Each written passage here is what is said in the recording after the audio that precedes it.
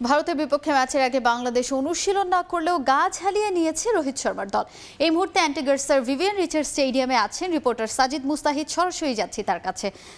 সাজিদ, আগামীকাল বাংলাদেশ এবং ভারতের ম্যাচ এই অ্যান্টিগার স্যার ভিভিয়ান রিচার্ড স্টেডিয়ামে। কিছুক্ষণ আগেই কিন্তু আমরা দেখেছি যে ভারতের ক্রিকেটাররা এসেছিলেন, তারা এখানে অনুশীলন করেছেন। যদিও আজ তাদের ঐচ্ছিক অনুশীলন ছিল, সেই ঐচ্ছিক অনুশীলনে কিন্তু আমরা দেখেছি ভারতের যিনি রান খরায় ভুগছেন বিরাট কোহলি, তিনি এসেছিলেন মাঠে। তিনি কিন্তু দীর্ঘ সময় ব্যাটিং করেছেন। একই সঙ্গে এসেছিলেন ক্যাপ্টেন রোহিত শর্মা এবং রবীন্দ্র জাদেজা। দলের অধিকাংশ ক্রিকেটারই কিন্তু গতকাল অনেক লেট নাইটে এসে পৌঁছান অ্যান্টিগায়। তাদের গতকাল একটা ম্যাচ ছিল আফগানিস্তানের সঙ্গে। এবার কিন্তু ওয়ার্ল্ড কাপে প্রায় প্রতিটি দলকে এরকম জার্নির একটা ঝক্কি ঝামেলা পোহাতে হচ্ছে। তারপরও বলা যায় যে বাংলাদেশের বিপক্ষে ম্যাচটা তারা কতটা সিরিয়াসলি নিয়েছে, যে বাংলাদেশ কিন্তু আজ কোনো অনুশীলন করেনি, তবে ভারত ঠিকই মাঠে এসেছে এবং তারা অনুশীলন করে গেছে। বাংলাদেশের জন্য ম্যাচটা বলা যায় ডু অর ডাই ম্যাচ। এই ম্যাচে বাংলাদেশ হেরে গেলেই বিশ্বকাপ মিশন একেবারে শেষ হয়ে যাবে। তবে বাংলাদেশ যদি ম্যাচটা জিতে যায় কোনোভাবে, অবশ্যই বাংলাদেশের সম্ভাবনা থাকবে সেমিফাইনালে যাওয়ার।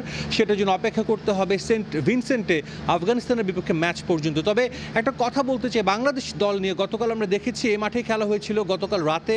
সেই ম্যাচটাতে কিন্তু বাংলাদেশ দলের মধ্যে জয়ের যে তাড়না, বাংলাদেশ দল জিততে চায়, তাদের মধ্যে কিন্তু এমন কোনো আমরা আগ্রহ দেখিনি। বাংলাদেশ দল খেলেছে, তাদের গোলটা অ্যাচিভ হয়েছে। তারা যে লক্ষ্য নিয়ে এসেছিল বিশ্বকাপে সুপার 8 কোয়ালিফাই করে, সেটা কোয়ালিফাই করে ফেলার পর কিন্তু মনে হয়েছে ক্রিকেটাররা অনেকটা রিল্যাক্সড। আমরা দেখেছি সবাই যেন নিজের জন্য খেলছে, দলের জন্য কেউই কিন্তু তেমন খেলতে দেখি না, একমাত্র তাওহিদ হৃদয় ছাড়া। লিটন দাস তিনি রান খরায় ভুগছেন। তিনি 25 বলে 16 রান করছেন, যেটা আসলে এমন পিচে মেনে নেওয়া একেবারেই কঠিন। প্রেস বক্সে অন্য দেশের সাংবাদিকরাও ছিলেন, তারাও কিন্তু বলছিলেন যে তার লিটনের এমন ব্যাটিং দেখে সবাই কিন্তু অবাক হয়েছেন। নাজমুল শান্ত একটা স্টার্ট পেয়েছিলেন, ইনিংসটা বড় করতে পারেননি।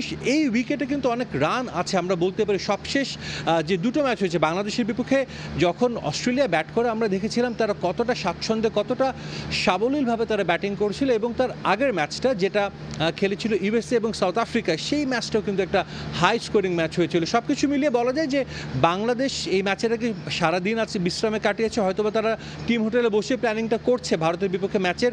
ভারতের বিপক্ষে কিন্তু বাংলাদেশ এর আগে টি-20 ওয়ার্ল্ড কাপে কখনোই জয় পায়নি। টি-20 ফরম্যাটে ভারতের বিপক্ষে বাংলাদেশের একটা জয়, সেই জয়টাও কিন্তু বেশ প্রায় 5 বছর আগে। তবে বাংলাদেশ টি-20 ওয়ার্ল্ড কাপে অলওয়েজ কিন্তু হার্ড টাইম দেয় ভারতকে। 2016 টি-20 ওয়ার্ল্ড কাপে বেঙ্গালুরু, সেই ম্যাচের কথা নিশ্চয়ই সবার মনে আছে। গত ওয়ার্ল্ড কাপে অ্যাডিলেডেও কিন্তু একটা টাইট ম্যাচ হয়েছিল। সবার প্রত্যাশা কিন্তু এটাই থাকবে যে বাংলাদেশ দল টপ অর্ডার ভালো করুক এবং আরও একটা ভালো ম্যাচ উপহার দিক সবাইকে। তো আমার কাছে অ্যান্টিগার স্যার ভিভিয়ান রিচার্ড স্টেডিয়াম থেকে এই ছিল সবশেষ খবর। ভারতের বিপক্ষে ম্যাচের আগে বাংলাদেশ ও ভারত দলের সবশেষ খবর জানাতে অ্যান্টিগা থেকে আমাদের সঙ্গে সরাসরি যুক্ত হয়েছিলেন সহকর্মী সাজিদ মুস্তাহিদ।